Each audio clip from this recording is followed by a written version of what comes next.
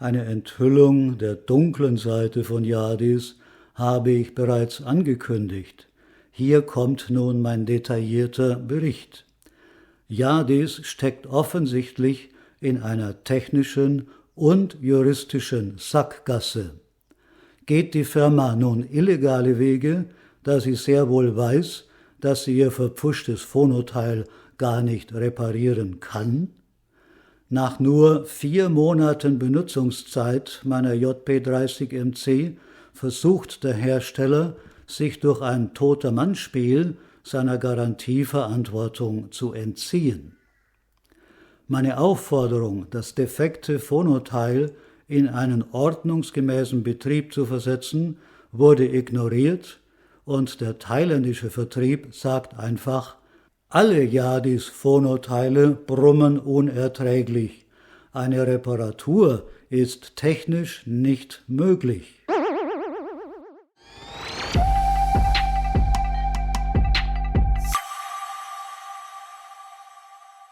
Der folgende Katastrophenfilm erzählt von meiner ersten Vinylorgie mit der Yadis JP30MC. In den ersten 4 Monaten mit Stress und Ärger wegen eines Brumms habe ich für meine verzweifelten Fehlersuchaktionen nur CDs gespielt, weil dies bequemer war. Nun wollte ich mir endlich den ersten genüsslichen LP-Abend genehmigen.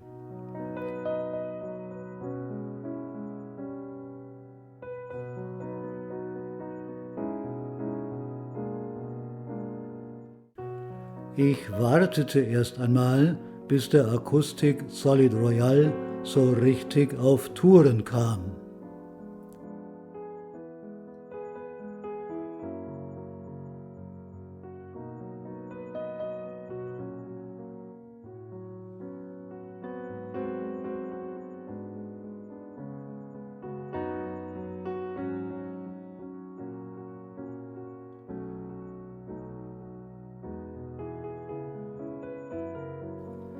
In der Zwischenzeit zog ich voller Vorfreude die erste LP aus dem Cover und wählte, welche Spur die Ehre haben sollte, als erste über die Yadis-Kombi zu erklingen.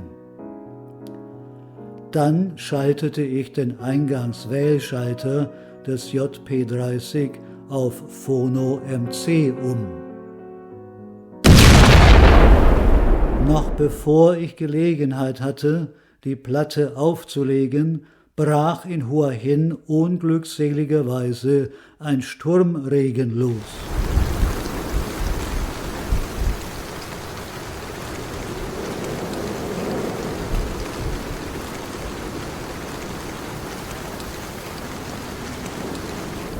Ich fürchtete, ich hätte einen Dachschaden und meinte, das Geräusch käme davon, dass es durch mein Dach regnet. Ein Blick nach oben belehrte mich aber eines Besseren. Hier war alles in Ordnung. Aber dann blickte ich zum Meer hinüber, denn das Rauschen konnte ja durchaus von dort kommen. Nach dem historischen Tsunami am 26. Dezember 2004 war auch eine zweite Katastrophe dieser Art denkbar. Aber ein Blick hinüber auf den Ozean beruhigte mich sofort. Plötzlich begann es mir zu dämmern.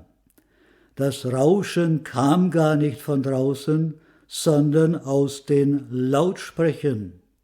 Aber es war so realistisch und gewaltig, wie nur ein echtes High-End-Gerät das hinkriegt, nämlich die Yadis JP30MC. Damit Sie nicht denken, ich hätte das alles frei erfunden, zeige ich Ihnen im Folgenden eine Videodokumentation meines unvergesslichen Hörabends.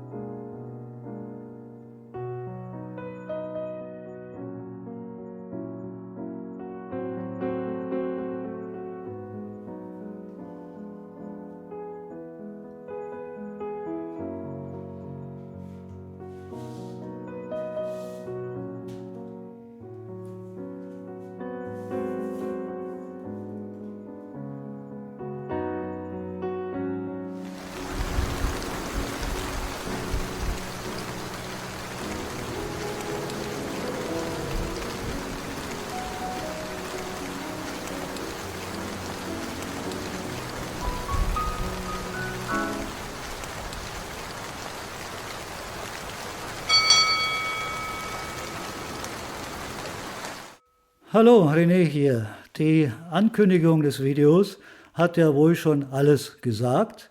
Kaum habe ich Yadis gelobt, wenn auch nur in Bezug auf den Klang. Das möchte ich ausdrücklich betonen. Da geht die Yadis Horrorshow schon wieder weiter. Heute das Phonoteil. Sure not safe.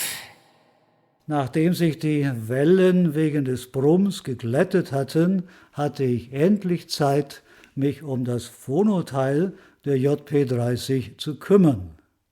Dass das Umschalten auf Phono einen furchtbaren Schlag in den Lautsprechern verursacht, habe ich ja schon bis zum Überdruss erzählt und auch gezeigt. Dass ich aber nach Verschwinden des Brumms feststellen musste, dass dafür als neue Nervensäge das Phonoteil unzumutbar laut rauschte, ist mein Thema für heute. Ich möchte dazu sagen, dass ich ein Benz Micro Ruby H, also High Output, habe, was eigentlich für den Verstärkungsfaktor ja schon mal einen überdurchschnittlich günstigen Ausgangspunkt für einen Phono-Vorverstärker darstellt. Aber wer so denkt, hat nicht mit der Yadis Hypersensibilität gerechnet, die sich wie ein hungriger Magnet an jede Gelegenheit dranhängt, Störgeräusche zu suchen und zu verstärken. Folgende kleine Demo habe ich Ihnen als Beweis für meine Kritik vorbereitet. Im ersten Teil war meine Bells 28A mit integriertem Phonoteil angeschlossen. Ich möchte betonen, dass sie nicht, wie die JP30, den Vorteil eines ausgelagerten Netzteils hat und trotzdem das Phonorauschen nicht verstärkt. Zugleich dürfte dieser Clip zur Genüge beweisen, dass meine Installation, Nadelträger, Phonokabel absolut in Ordnung ist. Dem Einwand des Verkäufers, Röhren hätten immer ein gewisses Maß an Brumm, muss ich entgegenhalten, dass ich mit dem äußerst geringfügigen Rauschen des Cayenne CS6PH sehr gut leben konnte. Leider steht er mir nicht mehr zur Verfügung, aber das alte Video dokumentiert meine zumindest diesbezügliche Zufriedenheit wohl zur Genüge. Was die faule Ausrede des Verkäufers hinsichtlich der Rauschfreiheit bei Transistoren noch mehr bloßstellt, ist die Tatsache, dass ich die CS6PH zu allem Überfluss noch an einem Röhrenvorverstärker von Cayenne, nämlich dem SC6LS, betrieben habe. Und jetzt kommt der Überhammer. Beide Röhrengeräte arbeiteten mit meinen chinesischen Röhrenmonoblöcken zusammen. Haben Sie mitgerechnet? 4-mal preiswerte Röhrentechnik, aber kaum Rauschen. Wenn man so schlagende Gegenbeweise hat, wird man einfach sehr, sehr müde, mit dem Verkäufer noch weiter zu diskutieren oder sogar mit Yadis selbst. Bleiben Sie am Ball, klicken Sie diesen Bericht noch nicht weg, der Yadis Kundenservice-Hammer kommt noch. Sie hören es, bzw. Sie hören es nicht. Friedhofsstille im Lautsprecher, der Plattenspieler dreht sich und um zu beweisen, dass wir bereits bei Zimmerlautstärke sind, werde ich jetzt den Tonarm absenken.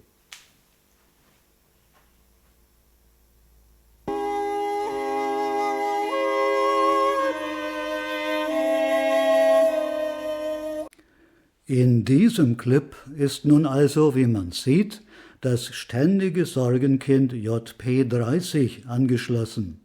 Bei gleicher Lautstärkeeinstellung hören Sie sicher sofort das Grundrauschen.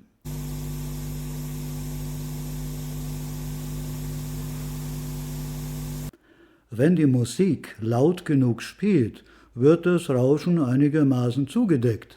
In Pausen aber und sogar bei einem Adagio ist es schon wirklich lästig.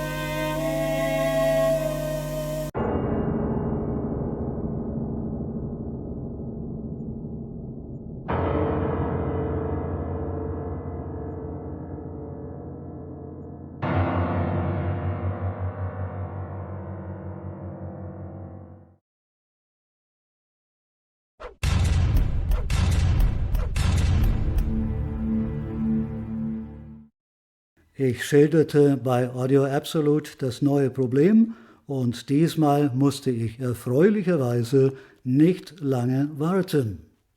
Ich hatte die kühnsten Erwartungen, man könne auch das neue Problem aus der Welt schaffen. Eigentlich falsch formuliert. Man hat mir die Anti-Brumm-Lösung nur vorgeführt. Aktiv aus der Welt geschafft habe das Problem ja eigentlich ich selbst durch den gutwilligen und kooperativen Zukauf des Ansatz Mainz 8.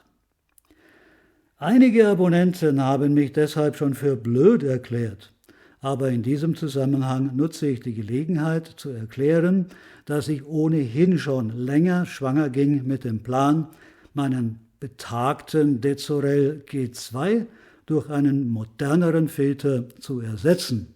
So viel also zu meiner nur scheinbar naiven Bereitwilligkeit, auf den Vorschlag einzugehen. Es war ein glücklicher Zufall für Yardis, für Audio Absolute und natürlich vor allem für mich selbst und hat mir einen Notverkauf oder jahrelange Probleme erspart. Der Geschäftsbesitzer hatte diesmal auf meine Bitte hin erfreulicherweise eine zweite JP30MC mitgenommen, die zu meiner großen Enttäuschung und Verblüffung ebenfalls brummte. Er erzählte mir, dass eigentlich alle Yardis Phono-Teile rauschen.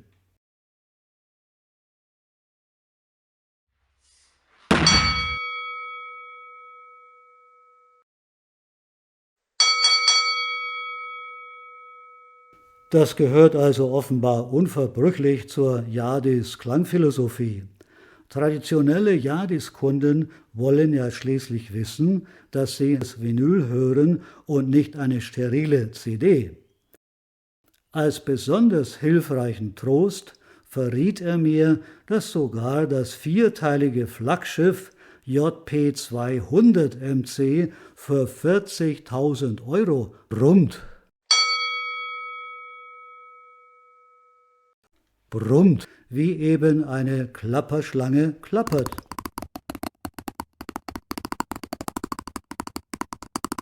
Oder ein Stinktier stinkt. Aber Ironie und Satire beiseite. Jede andere wirklich professionelle Firma hätte ein so schwaches Produkt, dass sie technisch nach ein paar Jahren auf Kosten geschädigter Kunden und geschädigten Rufes nicht in den Griff gekriegt hat, abgesetzt.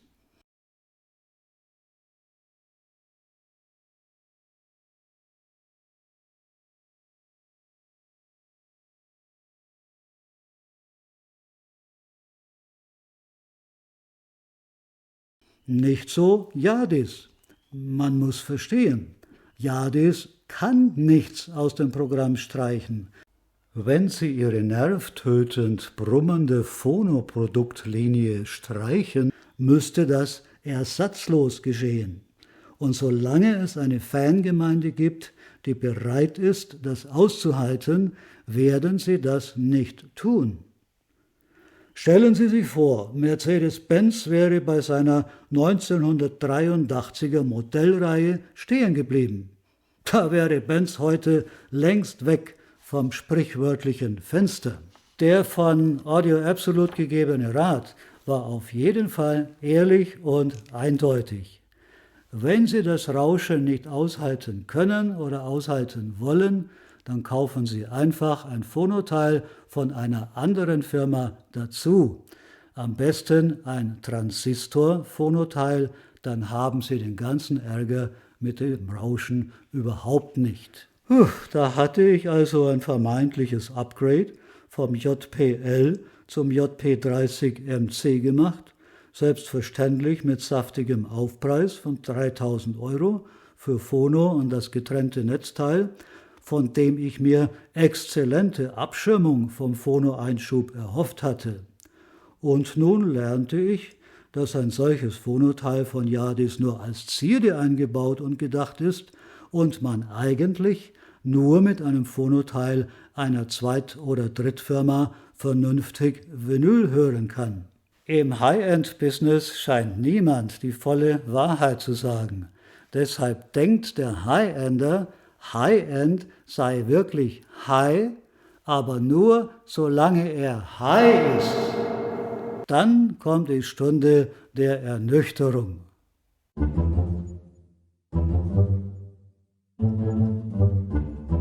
Aber nochmal zurück zu dem Ratschlag. Lassen Sie das wirklich mal ins Gehirn einsickern. Das wäre ungefähr so, wie wenn ich mir einen nagelneuen Benz kaufe, nicht den 1983er, und weil ich von Anfang an und wiederholt Probleme mit dem Motor habe, rät man mir, auf eigene Kosten natürlich, wo käme denn die Firma denn sonst hin? Im Kofferraum einen Zusatzmotor, aber bitte von einer anderen Firma einbauen zu lassen.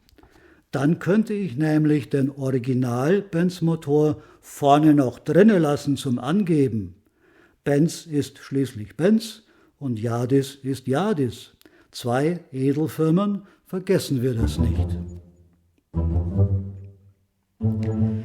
Tja, so ist es nun mal bei Yadis, sagte der Shop-Inhaber, setzte sich in seinen nagelneuen Benz, der übrigens, Ironie des Schicksals, gerade von einer Reparatur kam, aber ich denke, dass Mercedes-Benz das doch gratis gemacht hat. So ein schicker Yadis-Schlitten erfordert aber ständig Zusatzkäufe und damit Nachzahlungen. Zuerst eine Steckdosenleiste, dann ein separates Phonoteil und wer weiß, was noch alles kommt. Oder man akzeptiert das Brummen, wie ich vorher schon erwähnt habe.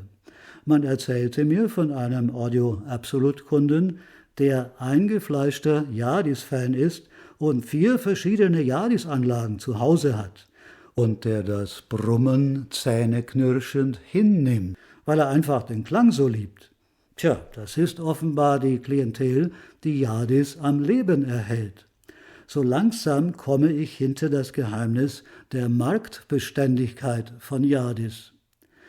Die Kunden, die den Yadis-Klang lieben, müssen das also alle hinnehmen und tun das offenbar auch, denn es erhebt sich die Frage, warum kann sich Yadis angesichts all der aufgezeigten Macken immer noch auf dem Markt halten?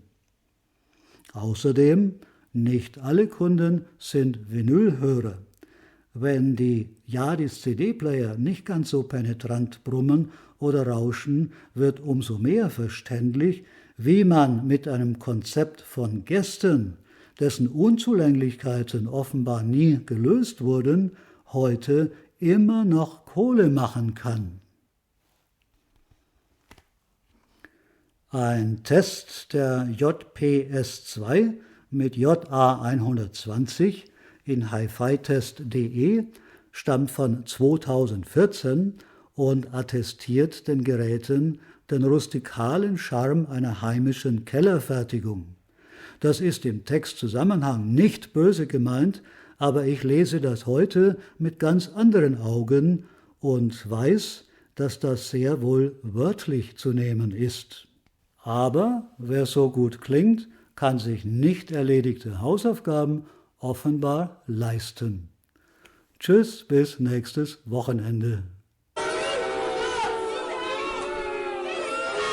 Ach so, Entschuldigung, das angekündigte Sahnehäubchen hat noch gefehlt. Das sollen Sie freilich auch noch kriegen. Da geht es noch einmal um das Thema Kundenpflege. Die Sache mit der zwangsläufig gekauften Steckdosenleiste habe ich ja schon erklärt, schwamm drüber, aber eine zweite Phono-Vorstufe stand eigentlich ganz und gar nicht auf meiner Einkaufsliste, auch wenn sich eine 200 MC wenigstens optisch sicher ganz gut in meinem Rack machen würde. Deshalb schrieb ich, unbelehrbar wie ich bin, ein zweites Mal an Yadis. Hier ein Auszug in freier Übersetzung. Audio Absolut hat mir geraten, ein anderes Phonoteil von einer anderen Firma zu kaufen. Diese Reaktion verletzt mein Recht auf Reparatur innerhalb des Garantiezeitraums. Ich schlage vor, dass Sie eine voll funktionsfähige JP30 an Audio Absolute schicken für einen Austausch mit meinem durch den Vertrieb offenbar nicht reparierbaren Gerät. Ich bitte Sie, dem Drama ein Ende zu setzen, indem Sie als namhafter Hersteller Ihren Gewährleistungsverpflichtungen nachkommen und die Verantwortung nicht auf den hilflosen Verkäufer abschieben.